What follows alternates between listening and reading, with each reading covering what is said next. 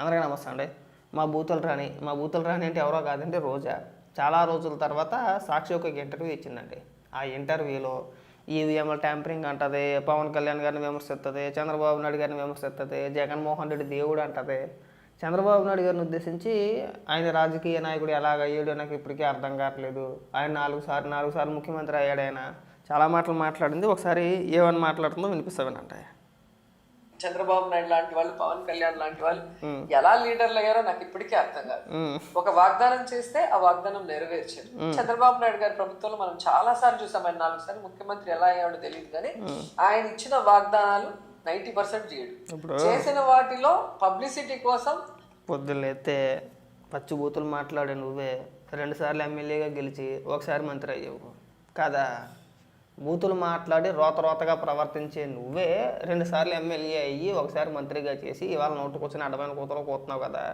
చంద్రబాబు నాయుడు గారు కానీ లేదంటే పవన్ కళ్యాణ్ గారు కానీ ఏ రోజైనా సరే వాళ్ళ నోటంట కనీసం అమర్యాదగా ఎవరినైనా విమర్శించడం చూసావా? అక్కడ దాకా ఎందుకు, నిన్నమోన్నటిదాకా నువ్వు తెలుగుదేశం పార్టీలో ఉండి వెళ్ళిన దానివే కదా. తెలుగుదేశం పార్టీలో ఒక 10 ఏళ్ళు 8 ఏళ్ళు పనిచేసావు కదా, 2 సార్లు పోటీ చేసావు కదా తెలుగుదేశంలో కూడా. మరి ఆ రోజు ఎందుకు గుర్తుకు రాలేదు నీకు? ఈరోజు ఎందుకు మాట్లాడుతున్నావు నువ్వు? ఇవన్నీ ఈ పిచ్చ డైలాగులు మానే రోజా. నీకు వయసు పెరిగింది కానీ బుద్ధి పెరగలా.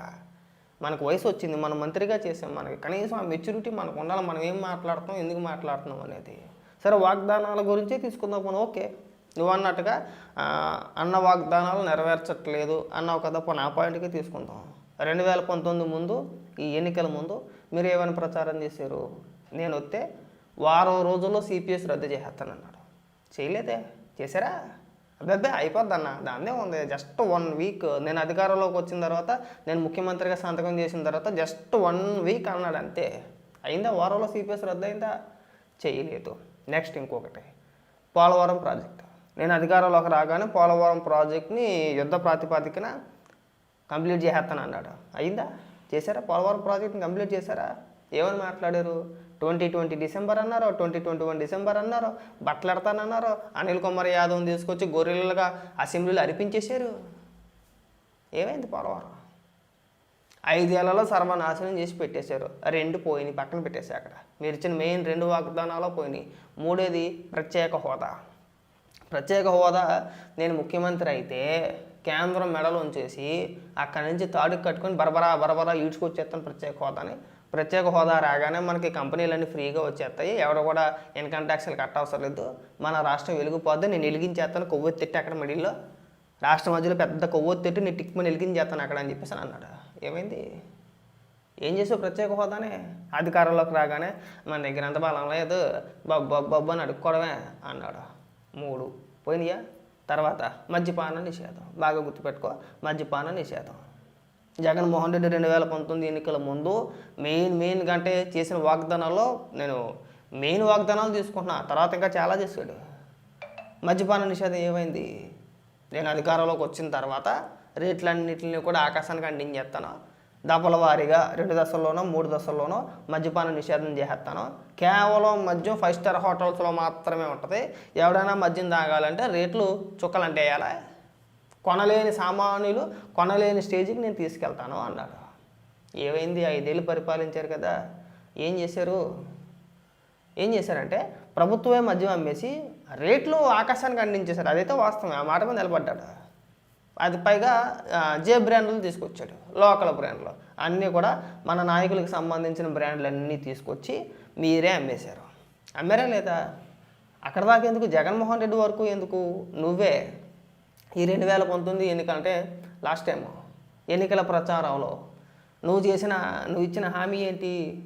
2024 ఎన్నికల నాటికి పూర్తిగా మద్యపానం చేసిన తర్వాతే మేము ఓట్లు అడుగుతామని చెప్పేసి నువ్వు మాట్లాడిన మాటలు ఇవాళకి సోషల్ మీడియాలో వైరల్ అవుతుంది. మరి దానికి ఎందుకు సమాధానం చెప్పట్లేదు? నీకు ఏదైనా మతిమరుపు ఉందా? నీకు ఏదైనా జబ్బు ఉందా? నాకు అర్థం కావట్లా. మరి లాస్ట్ టైం మాటలో నువ్వు మాట్లాడిన మాటలు నీకు గుర్తుకు లేవా? మరి వాటి గురించి ఎందుకు మాట్లాడట్లేదండి మీరు? అది వదిలేసింది, పక్కన పెట్టేసింది, రాజం కాదు, వాళ్ళు పక్కకు పోయినట్టే. తర్వాత ముఖ్యంగా అమరావతిని తీసుకుంటే జగనన్న వచ్చిన తర్వాత అమరావతిని ఎక్కడికో తీసుకెళ్ళిపోతాం మేము, మా జగనన్న కొంప ఎక్కడే కట్టుకున్నాడు, ఇదిగో కొంప ఇవాళ శంకుస్థాపన జరిగిందనో లేదంటే గృహప్రవేశం జరిగిందని చెప్పేసి నువ్వు, అంబటి రాంబాబు, ఇంకొంతమంది వైసీపీ నాయకులు జగన్మోహన్ రెడ్డి కొంప ముందు నించొని సాక్షికి ఇచ్చిన ఇంటర్వ్యూలు ఇవాళకి కూడా సోషల్ మీడియాలో వైరల్ అవుతున్నాయి. ఇవాళకి కూడా ఏమని మాట్లాడారు, మేము అధికారంలోకి వచ్చిన తర్వాత అమరావతి రాజధాని ఏదీ ఉండదు, మాకు 3 రాజధానుల్లో లేదంటే అమరావతిని ఇక్కడి నుంచి ఆ రాజధాని ఇక్కడి నుంచి లేకుండా చేసేస్తామని వార్తలు అమ్మమాకండి అన్నారా లేదా? మరి అధికారంలోకి వచ్చిన 3 నెలల తర్వాత అసెంబ్లీ సమావేశాలు ఏం చెప్పుకొచ్చారు మీరు? మనకి సౌత్ ఆఫ్రికా ఆదర్శం, మనకి సౌత్ ఆఫ్రికాలో 3 రాజధానులు ఉన్నాయి, మనకు కూడా 3 రాజధానులు వచ్చేస్తే నేను రాష్ట్రాన్ని ఎక్కడికో తీసుకెళ్ళిపోతాను, ప్రాంతాల వారీగా అభివృద్ధి చేస్తాను అన్నాడు. అన్నారా? ఉన్న రాజధానిని నాశనం చేశారు. ఇక్కడ ఎక్కడక్కడ ఒక తట్ట మట్టి వేయలే, ఎక్కడా కూడా ఒక పిల్లర్ వేయలే, ఒక బిల్డింగ్ కట్టాలా, 3 రాజధానులు అని చెప్పేసి ఉన్నది నాశనం చేసింది కాకుండా మీరు ఎక్కడైనా సరే రాజధాని నిమిత్తం కనీసం ఎక్కడైనా ఒక పునాది తీసి కనీసం అందులో ఒక తట్ట కాంక్రీట్ వేసారా? లేదు. 3 రాజధానులు అని చెప్పేసి 3 ఏళ్ళు అప్పాబాయ కౌరులు చెప్పారు. అయిపోయింది. 3 ఏళ్ల తర్వాత హైకోర్టు ఒక తీర్పు ఇస్తే దానికి కౌంటర్గా మీరు ఏమని ఇచ్చారు? లేదు, మేము 3 రాజధానికి వెళ్ళడం లేదు, ఒకటే రాజధాని అమరావతి అని చెప్పేసి అని మీరు 3 రాజధానులు పెట్టిన బిల్లు వెనక్కి తీసుకున్నారా లేదా? తీసుకున్నారు కదా. మరి మీ మాట మీద మీకే నిగరం లేదు, ఇంక నువ్వేంది మాట్లాడేది? 100 మాటలు మాట్లాడుతూ ఉంటే మీరంతా కూడా ఇక్కడికి వచ్చి రాష్ట్ర భవిష్యత్తు నాశనం చేసింది మీరే కదా.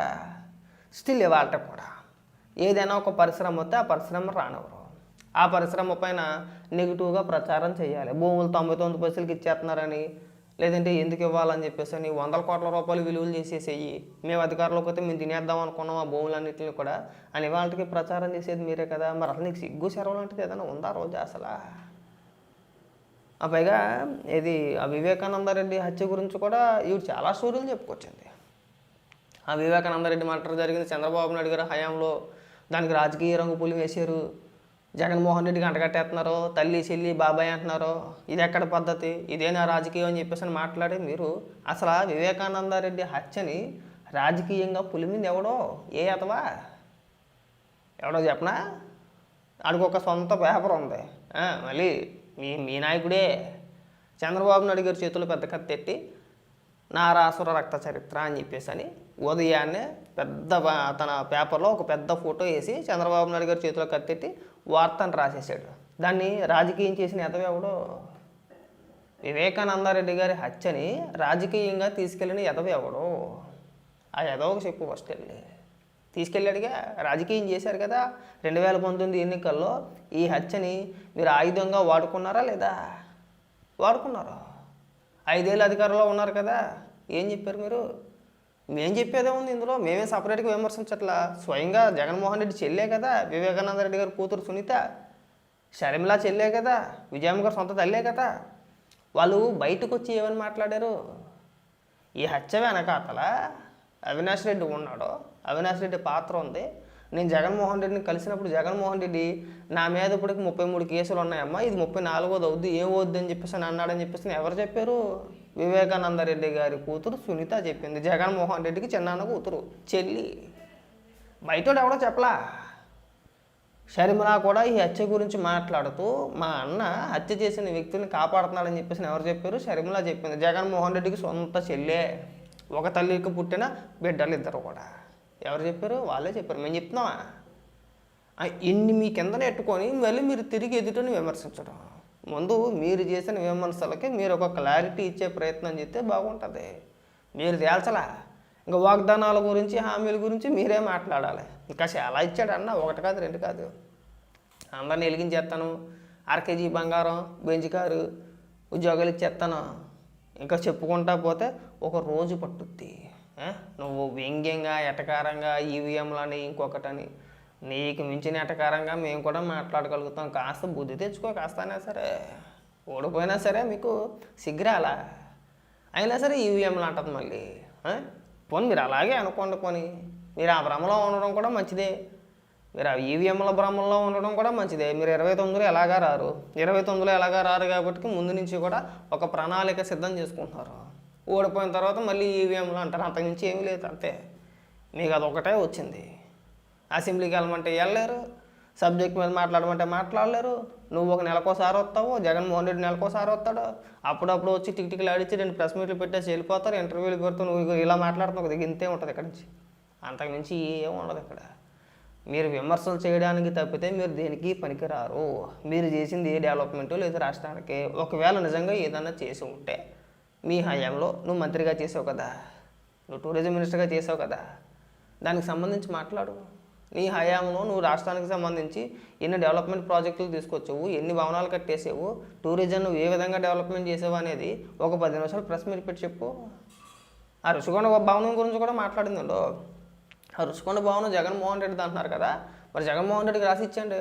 500 కోట్లు ఇచ్చాము, ఇంట్రెస్ట్తో సహా కలిపి 500 కోట్లకి వడ్డీ ఎంతైతే అవుతుందో అంతా కలిపి ఆ టోటల్ అమౌంట్ చెల్లించేస్తే ఆ భవనాన్ని జగన్మోహన్ రెడ్డి పేరుని రాసి ఇచ్చేస్తారు. ప్రభుత్వ సొమ్ముతో, ప్రజల సొమ్ముతో, ప్రభుత్వ స్థలంలో జగన్మోహన్ రెడ్డి ఉండడానికి ఒక పెద్ద కొంప కట్టేసుకున్నాడు. మేము చెప్పేదా? జగన్మోహన్ రెడ్డి ఇల్లు కట్టుకున్నాడని చెప్పేసి ఎవరు చెప్తున్నారు? నువ్వు చెప్పు. ప్రెస్ మీట్ పెట్టి మరీ చెప్పు. 3 మెన్ కమిటీ చేసామండి. ఆ కమిటీ వారు సూచించింది ఏంటంటే జగన్మోహన్ రెడ్డి ఎప్పుడు కూడా సముద్రాలలో చూస్తూ సముద్ర గాలిని ఆస్వాదిస్తూ పరిపాలన చేయాలని చెప్పేసి 3 మెన్ కమిటీ చెప్పింది. కాబట్టి జగన్మోహన్ రెడ్డి గారు ఆ భవనం నుంచే పరిపాలన చేస్తారు. మే 24లో మళ్ళీ ముఖ్యమంత్రి అయిపోతాడు. మా అన్న విశాఖపట్నంలో ప్రమాణ స్వీకారం చేస్తాడు. ప్రమాణ స్వీకారం చేయగానే అదే కొంపలో ఉండి పరిపాలన చేసేస్తాడు. అందుకని చెప్పేసి మసాజ్ టేబుల్, బాత్ టబ్బులు, పెద్ద అంటే విదేశాల నుంచి తీసుకొచ్చిన ఇంటీరియర్ మొత్తం అంత కోట్ల రూపాయలతో పెట్టి అవన్నీ కట్టించావని చెప్పేసి నువ్వు చెప్పవచ్చు. ఇవాళ ఏమైనా మాట్లాడతావు? ఇతర రాష్ట్ర ప్రధానులు, ఇతర దేశ అధ్యక్షులు, లేదంటే మన దేశ ప్రధాని మోడీ గారు వచ్చినప్పుడు ఉండడానికే కట్టేస్తామని చెప్పేసి అని మాట్లాడుతున్నారు. సిగ్గనిపించట్లా? ఇంకే మాటలు మాట్లాడితే రోజా జనాలు చెప్పులతో కొడతారు, గుర్తుపెట్టుకో.